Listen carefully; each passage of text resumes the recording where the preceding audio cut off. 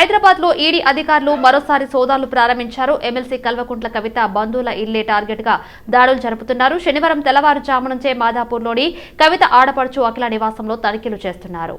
కవిత భర్త అనిల్ కుమార్ బంధువుల ఇళ్లలోనూ విస్తృతంగా సోదాలు జరుపుతున్నారు. కాగా ఇప్పటికే ఢిల్లీ లిక్కర్ కుంభకోణం కేసులో కవిత అరెస్ట్ అయ్యి ఈడీ కస్టడీలో ఉన్నారు. గత శుక్రవారం లిక్కర్ స్కామ్ కేసులో తీవ్ర స్థాయిలో ఆరోపణలు ఎదుర్కొంటున్న కవిత ఇంటిపై ఈడీ, ఐటీ అధికారులు సోదాలు నిర్వహించారు. అనంతరం ఆమెను అదుపులోకి తీసుకున్నారు. కవిత నుంచి సుమారు 16 మొబైల్ ఫోన్లను అధికారులు సీజ్ చేశారు. అనంతరం నేరుగా ఢిల్లీలోని ఈడీ ఆఫీసుకు తరలించారు. ఆ తర్వాత రౌస్ రెవెన్యూ కోర్టులో హాజరుపరచగా 10 రోజుల కస్టడీ విధించింది. పార్లమెంటు ఎన్నికలు సమీపిస్తున్న వేళ ప్రధాన పార్టీలు ప్రచారం మొదలుపెట్టాయి. ఎన్నికల ప్రచారంలో భాగంగా మల్కజ్గిరి పార్లమెంట్ బీజేపీ పార్టీ అభ్యర్థి ఈటెల రాజేందర్ ఇవాళ తెల్లవారుజామున కుత్బుల్లాపూర్ హెచ్ఎంటీ గ్రౌండ్ లో వాకింగ్ చేస్తున్న వారిని కలిసి వారి యోగక్షేమాలు అడిగి తెలుసుకుని కాసేపు ముచ్చటించారు. వాళ్లతో పాటు వాకింగ్ చేశారు. నియోజకవర్గం పరిధిలోని సీనియర్ సిటిజన్స్ తో ముచ్చటించారు. రానున్న పార్లమెంటు ఎన్నికల్లో బీజేపీ పార్టీకి ఓటు వేసి గెలిపించాలని కోరారు. రానున్న ఎన్నికల్లో బీజేపీ పార్టీ దేశంలో మళ్లీ అధికారంలోకి రావడం ఖాయమన్నారు. భారతదేశం అభివృద్ధి చెందాలి అంటే బీజేపీ పార్టీతోనే సాధ్యమన్నారు. దేశంలో మోడీ చరిస్మా పెరుగుతూనే ఉంటుందని ఆశాభావం వ్యక్తం చేశారు. తెలంగాణలో 12 సీట్లకు పైనే గెలుస్తామని ధీమా వ్యక్తం చేశారు అన్నారు. ఏ రంగంలో చూసినప్పుడు కూడా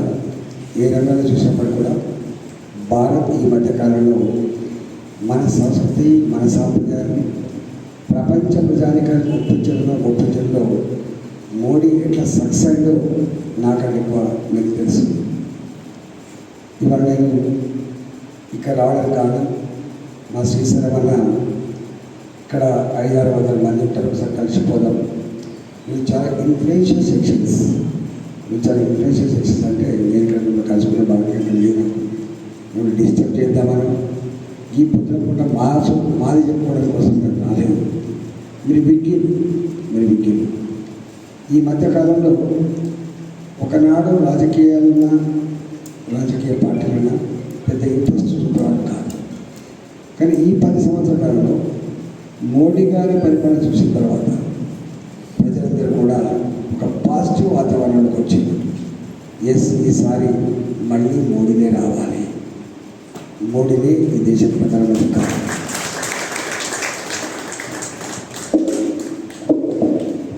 ఒక్కొక్క వర్గం ఒక్కొక్క ఆస్పెక్ట్లో ఇంప్రెస్ అయ్యింది. ఎంతో ప్రతిష్టాత్మకంగా భావించే పార్లమెంటు ఎన్నికల సన్నాహక సమావేశం గాంధీ భవన్ లో టీపీసీసీ ప్రచార కమిటీ చైర్మన్ మధు యాష్కి గౌడ్ గారి ఆధ్వర్యంలో జరిగింది. ఈ సమావేశానికి ముఖ్య అతిథిగా ఏఐసీసీ సెక్రటరీ రోహిత్ చౌదరి హాజరయ్యారు. ఆయనతో పాటు Congress war room head Pavan Malladi, Congress social media chairman Satish Mannem, TPCC ప్రచార కమిటీ కార్యనిర్వాహక సభ్యులు తదితరులు పాల్గొన్నారు.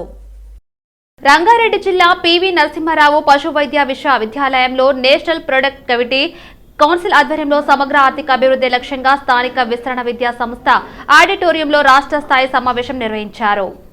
సుస్థిర పాడి పశువుల ఉత్పాదకత పెంపొందించడంలో సమగ్ర పశు పోషణ యాజమాన్య పద్ధతులు అనే అంశంపై చర్చించారు. ఈ కార్యక్రమం సుస్థిర పశు ఉత్పాదకత యొక్క వివిధ అంశాలపైన లోతైన మేధోమథనానికి, లోతైన చర్చలకు వేదికగా ఉపయోగపడుతుందని, ఉత్పాదకత సంబంధమైన పశు సంక్షేమం ప్రోత్సహించడానికి అనే అంశాలపైన చర్చ జరిగింది. ఈ కార్యక్రమానికి ముఖ్య అతిథిగా ఆదర్ సైన్ వైస్ ఛాన్సలర్, పశు వైద్య విశ్వవిద్యాలయం పరిశోధన విద్యార్థులు, అధ్యాపకులు పాల్గొన్నారు.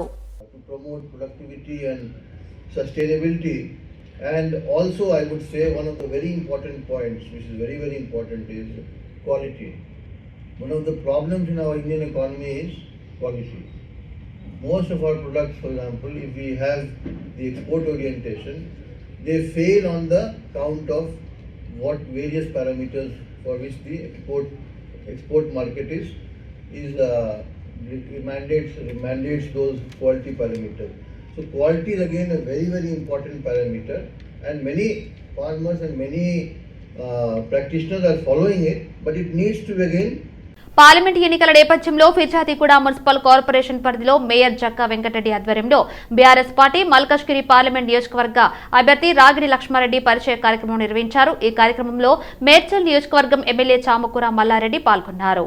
ఈ సందర్భంగా బీఆర్ఎస్ అభ్యర్థి రాగిడి లక్ష్మారెడ్డి తన రాజకీయ జీవితంలో అనేక సేవా కార్యక్రమాలు చేశానని, తన సేవా దృక్పథం నిబద్ధతను చూసి బీఆర్ఎస్ పార్టీ అధినేత మాజీ ముఖ్యమంత్రి కేసీఆర్ తనకు ఎంపీ అభ్యర్థిగా అవకాశం కల్పించారని, తాను ప్రజలకు సేవ చేయడానికే ముందుకు వచ్చానని, మల్కాజ్గిరి ఎంపీగా భారీ మెజార్టీతో గెలిపిస్తే నియోజకవర్గంతో పాటు ఫిర్జాదిగూడ మున్సిపల్ కార్పొరేషన్ను అన్ని రంగాల్లో అభివృద్ధి చేస్తానన్నారు. ప్రజలకు అందుబాటులో ఉండని అభ్యర్థులకు ఓటు వేయవద్దని, కులాలు మతాల మధ్య చిచ్చు పెట్టి కొట్లాట పెట్టే పార్టీలను ఆదరించవద్దు అని అన్నారు. ఢిల్లీ పార్టీలను వదిలి తెలంగాణ ప్రజల పార్టీ బీఆర్ఎస్ కు అండగా నిలవాలని, బీజేపీ కాంగ్రెస్ అభ్యర్థులకు పార్లమెంటు ఎన్నికల్లో ఓడించడానికి పార్టీ శ్రేణులు ఒక్కటిగా కృషి చేయాలని పిలుపునిచ్చారు. ఈ కార్యక్రమంలో కార్పొరేటర్లు సుభాష్ నాయక్, మద్ది యుగేందర్ రెడ్డి, కౌడే పోచయ్య, మధుసూదన్ రెడ్డి, బీఆర్ఎస్ మహిళా అధ్యక్షురాలు నిర్మల, యూత్ అధ్యక్షులు ప్రభు, మల్లం వెంకటేష్ గౌడ్, పింగళి జోగిరెడ్డి, శ్యామల నరసింహ, పులగుర్ల జగ్గారెడ్డి, మహిళలు, యువకులు, పార్టీ శ్రేణులు పెద్ద ఎత్తున పాల్గొన్నారు. వెంకటరెడ్డి గారి ఆధ్వర్యంలో ఇక్కడ ప్రోగ్రాం నిర్వహించడం జరుగుతుంది. మరి నన్ను మల్కాజ్గిరి పార్లమెంటు అభ్యర్థిగా ఆశీర్వదించిన కేసీఆర్ గారికి ప్రత్యేక ధన్యవాదాలు. ఈ రోజున నేను ఇక్కడ కార్యకర్తలతోటి, నాయకులతోటి, కార్పొరేటర్లతోటి అందరితో సమావేశం నిర్వహించడం జరిగింది. రాబోయే పార్లమెంట్ ఎన్నికలలో ప్రజలు ఎక్కడైతే ఇంతకుముందు పార్లమెంట్లో 7 మంది ఎమ్మెల్యేలు గెలిపించారో అలాగే ఈ పార్లమెంట్ ఎలక్షన్లో కూడా ప్రజలు నన్ను గెలిపడానికి ఆశీర్వదిస్తున్నారని చెప్పి తెలియజేస్తున్నారు. ఆల్ ఇండియా కాంగ్రెస్ బ్యాంక్ ఖాతాలను స్తంభింప చేసిన విషయంలో బీజేపీ కుట్రపూరిత రాజకీయాలను వ్యతిరేకిస్తూ ఆల్ ఇండియా మహిళా కాంగ్రెస్ అధ్యక్షురాలు అల్కహలంబా, రాష్ట్ర అధ్యక్షురాలు సునీతారావు సమక్షంలో గాంధీ భవన్ లో ప్రెస్ మీట్ నిర్వహించారు. ఈ సందర్భంగా ఖైరతాబాద్ జిల్లా మహిళా కాంగ్రెస్ అధ్యక్షురాలు శంభుల ఉషశ్రీ శ్రీకాంత్ గౌడ్ రాబోయే కాలంలో లోక్సభ ఎన్నికలలో కాంగ్రెస్ పార్టీ పోటీ చేయకుండా ఆల్ ఇండియా కాంగ్రెస్ బ్యాంక్ ఖాతాలను స్తంభింప చేసినందుకు ఈ మోడీ సర్కార్ని హెచ్చరించారు. కాంగ్రెస్ పార్టీని ఆర్థికంగా దెబ్బతీయడానికి ఈ బీజేపీ సర్కార్ కుట్రపూరితంగా రాజకీయాలను చేస్తుందని, ఎలాంటి చిల్లర వ్యవహారాలను ఇకపై చేయకూడదని మండిపడ్డారు. ఎలక్షన్స్ ముందు బీజేపీ పార్టీ హామీల పేరుతో మభ్యపెడుతూ, మతం పేరుతో రాజకీయాలు చేస్తూ గెలవాలని చూస్తుందని అన్నారు. ఈ మోడీ సర్కార్కి ప్రజలే రాబోయే కాలంలో జరిగే ఎన్నికలలో తగిన బుద్ధి చెప్తారని, ప్రధాని మోదీని గద్దెదించుతారని అన్నారు. మోడీ హటావో దేశ్ కో బచావో అనే నినాదంతో మహిళా కాంగ్రెస్ ముందుకు వెళుతుందని తెలిపారు. ఈ కార్యక్రమంలో సికింద్రాబాద్ జిల్లా అధ్యక్షురాలు పుస్తకాల Kavitha, state general secretary Aditi Swapna, state office bearers, constituency president, block ప్రెసిడెంట్లు, డివిజన్ ప్రెసిడెంట్లు తదితరులు పాల్గొన్నారు. పార్టీకి రాహుల్ గాంధీ గారు ఎంతో చిత్తశుద్ధితో పనిచేస్తూ భారత్ జోడో న్యాయ యాత్ర నిర్వహించడం జరిగింది. అది దానిలో రైతులకు కానీ, మహిళలకు కానీ, విద్యార్థులకు కానీ, యువకులకు కానీ జరిగిన వారికి జరిగిన అన్యాయాల గురించి తెలుసుకున్నారు. మోదీ ప్రభుత్వం కాంగ్రెస్ పార్టీని ఫైనాన్షియల్ గా దెబ్బతీయాలని చూస్తుంది. కానీ రాహుల్ గాంధీ గారు గత 10 సంవత్సరాల్లో ఈ బీజేపీ ప్రభుత్వం పాలనలో ఈ మహిళలకు గాని, రైతులకు గాని ఎలాంటి న్యాయం చేయలేదనేసి ఇన్ని రోజులు ఏం చేశారు? రాబోయే పార్లమెంటు ఎన్నికల్లో బీసీల జనాభా ప్రతిపాదికన పార్లమెంటు సీట్లు ఇవ్వాలని అన్ని పార్టీల అధ్యక్షుడు, బీసీ సంక్షేమ సంఘం జాతీయ అధ్యక్షులు ఆర్ కృష్ణయ్య డిమాండ్ చేశారు. ఈ సందర్భంగా జాతీయ బీసీ యువజన సంఘం అధ్యక్షులు గవ్వల భరత్ కుమార్ అధ్యక్షతన తెలంగాణ జిల్లాల వారీగా బీసీ జోడో యాత్రను విద్యానగర్లోని బీసీ భవన్ నుండి ఆర్ కృష్ణయ్య ప్రారంభించారు. ఈ సందర్భంగా ఆయన ఈ జోడో యాత్ర విద్యానగర్ నుండి నల్గొండ వరకు బీసీ నాయకులను కలుపుకొని కొనసాగుతుందని తెలిపారు. గతంలో అన్ని రాజకీయ పార్టీలు సామాజిక న్యాయమని నినాదం ఇస్తూ నామినేటెడ్ పోస్టుల కేటాయింపులో బీసీలకు అడుగడుగునా అన్యాయం చేస్తున్నారు. ప్రభుత్వాలు పోటీపడి బీసీలకు అన్యాయం చేస్తున్నాయని మండిపడ్డారు. ఇప్పటికైనా అన్ని పార్టీలు బీసీ డిమాండ్లపై విధాన ప్రకటన చేసి తమ మేనిఫెస్టోలో ప్రకటించాలన్నారు. డిమాండ్లను నెరవేర్చని పక్షంలో రాష్ట్ర వ్యాప్తంగా బీసీ నాయకులను కలుపుకొని ఉద్యమిస్తామని హెచ్చరించారు. మేము కూడా భారతమాత ముద్దు బిడ్డలం. భారతమాత బిడ్డలందరికీ సమాన వాట దక్కాలి. 76 ఏళ్ళు అయితే కూడా తింటున్నారు కానీ దాచుకుంటున్నారు కానీ మా వాటా మాకు ఇస్తలేదు. ప్రధానమంత్రి బీసీ వర్గాలకు చెందిన వాడు ఉన్నాడు. ఈయన పీరియడ్ లోపల బీసీ ఉద్యమం ఎక్కువైతే తప్పనిసరి బీసీల వాటా బీసీలకు ఇస్తారు. ఎందుకంటే వేరే వాళ్ళు అయితే ఇవ్వరు. ఇప్పుడు చరిత్ర లోపల కూడా ఏమంటారు, బీసీ ప్రధాని ఉన్నప్పుడు ఇవ్వలేదు, మేము ఎందుకు ఇస్తామంటారు. అందుకే బీసీ ప్రధానమంత్రి ఉన్నప్పుడే బీసీ ఉద్యమాలు ఉధృతం చేయాలని నేను పిలిపిస్తున్నా. బీసీలు ఉద్యమాలు చేస్తే తప్పనిసరి కేంద్ర రాష్ట్ర ప్రభుత్వాలు దిగి వస్తాయి. అమ్మాయినా అడగంది అన్నం పెట్టదు. మనం పోరాడకపోతే మన వాట రాదు, మన అభివృద్ధి లేదు, మనం నష్టపోయాం. భవిష్యత్తులో మన పిల్లలు నష్టపోవద్దంటే తప్పనిసరిగా మనం అందరం పోరాడక తప్పదని బీసీలందరికీ కుల సంఘాలకు, అన్ని పార్టీలు ఉన్న బీసీ నాయకులకు, అన్ని పార్టీల్లో బలమైన బీసీ నాయకులు ఉన్నారు. వాళ్ళకి పదవులు ఇవ్వడం లేదు, కేవలం తృప్తి పార్టీ పదవులు ఇస్తున్నారు కానీ అధికార పదవులు ఇస్తలేదు. అందుకే అన్ని పార్టీలు ఉన్న బీసీ నాయకులు తిరగబడండి అని నేను పిలుపునిస్తున్నాను. ఆర్ కృష్ణ సూచన మేరకు మొన్న 13వ తారీఖు బీసీ భవన్ నుంచి గన్ పార్క్ వరకు న్యాయయాత్ర చేసినాము. అది మొదటి విధుల కింద కన్సిడర్ చేస్తూ ఇప్పుడు రెండో విడత బీసీ భవన్ నుంచి యాదాద్రి భువనగిరి జిల్లా, అక్కడి నుంచి నల్గొండ, ఇది రెండో విడత కన్సిడర్ చేస్తూ మేము ఇప్పుడు ఈరోజు ఇక్కడ బీసీ భవన్ నుంచి ఆర్ కృష్ణ గారి నేతృత్వంలో మేము ఒక అతిపెద్ద కార్ ర్యాలీ తోటి బయలుదేరుతున్నాము అధిక సంఖ్యలో. సో మేము మా డిమాండ్స్ ఏంటంటే, రానున్న పార్లమెంట్ ఎన్నికల్లో ప్రతి పార్టీ 10 సీట్లు ఇవ్వాలి. ప్రాంతీయ పార్టీ కానీ, జాతీయ పార్టీ కానీ, ప్రతిపక్షంలో ఉన్న పార్టీ కానీ, రూలింగ్లో ఉన్న పార్టీ కానీ.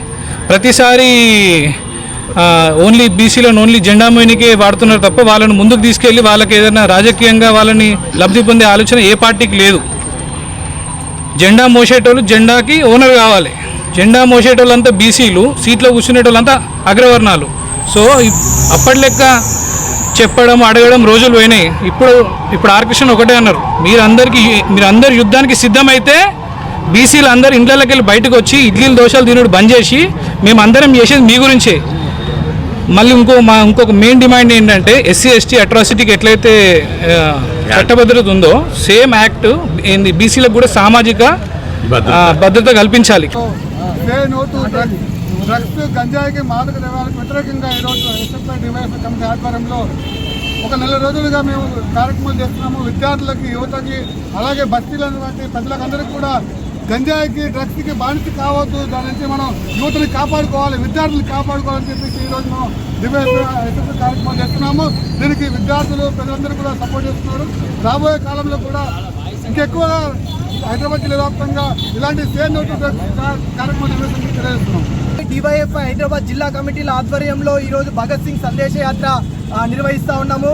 ఈరోజు భగత్ సింగ్ చిన్న వయసులోనే చనిపోయినటువంటి వ్యక్తి. అతను కోరుకున్నటువంటి ఆశయాలు ఏవైతున్నాయో ఆ ఆశయాలను ముందుకు తీసుకుపోయే విధంగా ఈరోజు ఎస్ఎఫ్ఐ డివైఎఫ్ఐగా ఈరోజు గత నెల రోజుల నుంచి వివిధ కాలేజీలలో క్రికెట్ టోర్నమెంట్ ఇలాంటి కార్యక్రమాలు నిర్వహించుకొని ఈరోజు సందేశ యాత్ర అనేది మేము చేసుకుంటా ఉన్నాము. ఈరోజు ఏవైతే బీజేపీ మద్దతు పార్టీలు ఏవైతున్నాయో ఈరోజు విద్యా వ్యవస్థలో పెను మార్పులు తీసుకున్నటువంటి సందర్భాలు కూడా ఉన్నట్టు కాబట్టి వీటన్నిటిని మేము ఈరోజు వ్యతిరేకిస్తూ ఈరోజు ఎస్ఎఫ్ఐ డివైఎఫ్ఐ ఆధ్వర్యంలో భగత్ సింగ్ సందేశ యాత్ర నిర్వహిస్తున్నాము. కుత్బులాపూర్ కోంపల్లి ఇండిక్ ఇంటర్నేషనల్ పాఠశాల వద్ద ఏబీవీపీ నాయకులు ధర్నా చేపట్టారు. ప్రైవేట్ స్కూల్ యాజమాన్యాల దోపిడీ తీరుపై మండిపడ్డారు. కోంపల్లి ఇండిక్ ఇంటర్నేషనల్ స్కూల్లో ఫీజులు చెల్లించడం లేదని పిల్లలను బయటికి పంపించిన వైనంపై స్కూల్ యాజమాన్యంని నిలదీశారు ఏబీవీపీ నాయకులు. ఈ సందర్భంగా స్కూల్ ముందు పిల్లల తల్లిదండ్రులతో ఆందోళన చేపట్టారు విద్యార్థి సంఘం నాయకులు. ప్రైవేట్ స్కూల్ సామాన్య తల్లిదండ్రులను సైతం ఇబ్బందులకు గురి చేస్తుందని, కార్పొరేట్ దోపిడీలకు చెక్ పెట్టాలంటూ డిమాండ్ చేశారు. ఏదైతే సినీ ప్లానెట్ వద్ద ఉన్న ఇండిక్ ఇంటర్నేషనల్ స్కూల్లో జరుగుతున్నటువంటి విద్యార్థులపై అగాత్యాల గురించి ఈరోజు ఏబీపీ ధర్నా నిర్వహించడం జరుగుతుంది. ఈ స్కూల్లో 7th క్లాస్ చదువుతున్నటువంటి విద్యార్థిని కేవలం 30,000 ఫీజు కట్టాలి అని చెప్పి స్టూడెంట్ని బయట గంట సేపు నుంచోబెట్టడం జరుగుతుంది. అదే విషయంలో పేరెంట్స్ వచ్చి మాట్లాడితే పేరెంట్స్ ఇష్టానురహితంగా తిట్టడము, దాని తర్వాత పేరెంట్స్ని మేనేజ్మెంట్ బయటకు గెంటడం జరుగుతుంది. అదే విషయంలో ఏబీవీపీ వచ్చి మాట్లాడితే కూడా ఏబీవీపీని ఇష్టానురాజ్యంగా ఏబీవీపీ గూన్స్ అని ఏబీవీపీని బయటకు గెంటడం జరిగింది. ఎందుకు ఈ ఇంటర్నేషనల్ స్కూల్కి స్పెషల్ పర్మిషన్ ఏమన్నా గవర్నమెంట్ ఇచ్చిందా? స్కూల్ బుక్స్ అమ్మనికి గవర్నమెంట్ ఏమైనా స్పెషల్ పర్మిషన్ ఇచ్చిందా? ఒక 30,000 ఫీజు కట్టకపోతే స్టూడెంట్ని బయటకు పంపించే అధికారం ఎవరు ఇచ్చారు? స్టూడెంట్కి కేవలం ఎందుకు పంపించారని అడగడానికి వచ్చిన పేరెంట్స్కి టీసీ ఇచ్చి ఆన్లైన్లో టీసీ పంపించడం జరిగింది. 30,000 ఫీజు కట్టకపోతే ఆన్లైన్ క్లాసెస్ ఆపేస్తారు, 30,000 ఫీజు కట్టకపోతే టీసీ ఇస్తారా? అమ్మే రూలు వీళ్ళకి లేదు. యాజ్ పర్ గవర్నమెంట్ రూల్ ప్రకారము స్కూల్లో బుక్స్ కానీ స్టేషనరీస్ అని అమ్మే సిస్టమ్ లేదు, జీవో లేదు. అయినప్పటికీ 5,500 రూపాయలు ఇప్పుడు నా దగ్గర రసీదు కూడా ఉంది పెట్టి 8th క్లాస్ బుక్స్ పోయినసారి 4,000, ఈసారి 5500 పెట్టి బుక్స్ స్టేషనరీకి తీసుకున్నాడు. ఆ రోజు మేడం ఛాంబర్లో కూర్చున్నాను, మాట్లాడిన వాళ్ళే బుక్స్ తీసుకొచ్చి ఇచ్చారు. నా వెహికల్లో వాళ్ళే అటెండర్ త్రూలో తీసుకొచ్చి పెట్టారు. ఆమె కాఫీ తాగండి, ఛాయ్ తాగండి, మీరు కూల్గా అంటే ఛాయ్ తాగి వెళ్ళిపోయాను. రేపు 9 o'clock వరకు వచ్చి మీ ఫీజు పే చేస్తా అని చెప్పి పోవడం జరిగింది. మరునాడు మా పిల్లోడు వస్తే గేట్ బయట నిలబెట్టి నువ్వు ఆశీష్ సార్ వచ్చేంత వరకు, ఆశీష్ సార్తో మాట్లాడేంత వరకు, మేనేజ్మెంట్తో మాట్లాడే వరకు స్కూల్ పిల్లోడికి లోపలికి అలవ్ లేదు. ఏపీ పోలీసుల పరస్పర సహకారంతో అంతరాష్ట్ర చెక్ పోస్టుల వద్ద పటిష్ట భద్రత ఏర్పాటు చేసినట్లు సూర్యాపేట జిల్లా ఎస్పీ రాహుల్ హెగ్డే అన్నారు.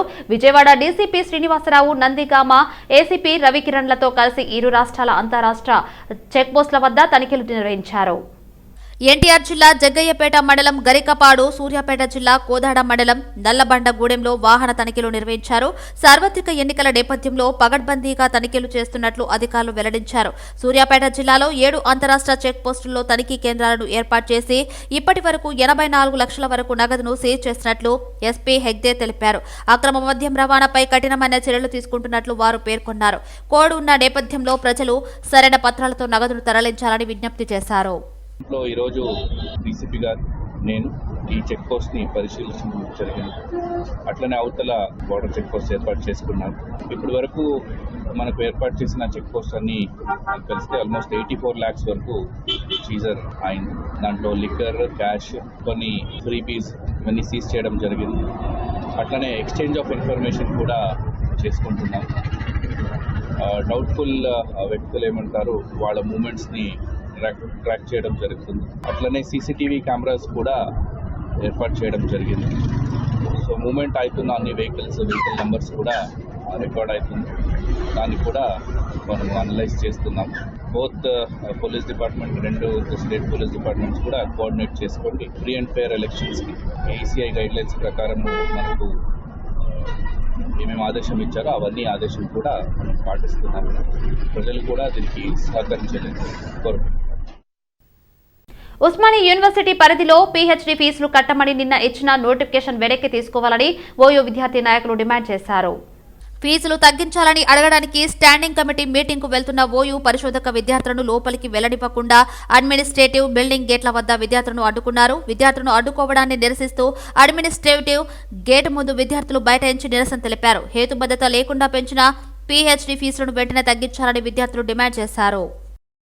నిషేధిత మత్తు పదార్థాలను తయారు చేసి అమ్ముతున్న మునగాల కిరణ్ కుమార్ అనే నిందితుని 68,50,000 విలువ గల అక్రమ ఆస్తులను జప్తు చేసినట్లు మేడ్చల్ ఏసీపీ శ్రీనివాసరెడ్డి తెలిపారు. ఇండస్ట్రియల్ ఏరియాలో కెమికల్ కంపెనీ పేరిట నిషేధిత మత్తు పదార్థాలను తయారు చేసి విక్రయిస్తూ 2023 డిసెంబర్ 27న నిందితుడు పోలీసులకు చిక్కాడు. దర్యాప్తులో భాగంగా నిందితుడు అక్రమంగా సంపాదించిన ఆస్తులను పోలీసులు గుర్తించారు.